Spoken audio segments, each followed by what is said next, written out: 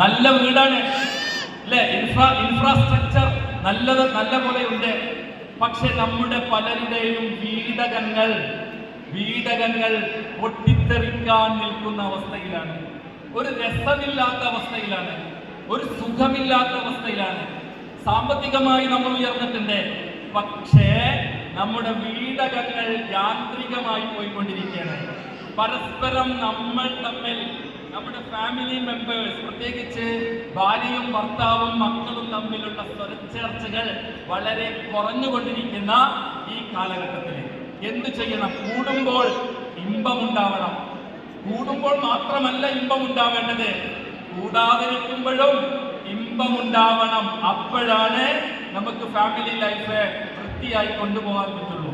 കൂടുമ്പോൾ ഇമ്പമുണ്ടാവണമെങ്കിൽ, അല്ലെങ്കിൽ കൂടാതിരിക്കുമ്പോൾ ഇമ്പമുണ്ടാവണമെങ്കിൽ നമ്മൾ ശ്രദ്ധിക്കേണ്ട കാര്യങ്ങൾ, നമ്മളെ അറിയണം.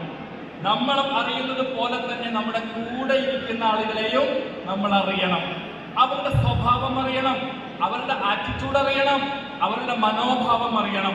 അതിനനുസരിച്ച് നമ്മൾ മാറിയാൽ നമ്മുടെ ഈ ഫാമിലി ലൈഫ് സ്മൂത്ത് ആയിട്ട് കൊണ്ടുപോകാൻ പറ്റും. എങ്ങനെ? നിങ്ങൾക്ക് ഒരാളെയും മാറ്റാൻ കഴിയില്ല, നിങ്ങൾക്ക് ആരെ മാത്രമേ മാറ്റാൻ കഴിയുള്ളൂ? You cannot change anybody, but you can change your self.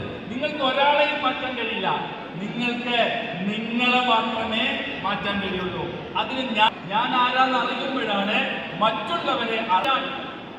5 വിഭാഗം, 5 രൂപത്തിലാണ് മനുഷ്യന്മാർ നമ്മൾ കാര്യങ്ങൾ മനസ്സിലാക്കുന്നത്.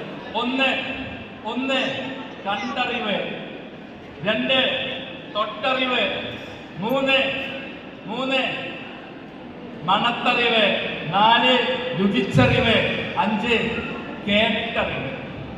അല്ലേ? ഇങ്ങനെയാണ് 5 രൂപത്തിലാണ് നമ്മൾ നോളേജ് സ്വീകരിക്കുന്നത്. അതിൽ പ്രധാനപ്പെട്ട 3 ഉണ്ട്. ഒന്ന് കണ്ടറിവ്,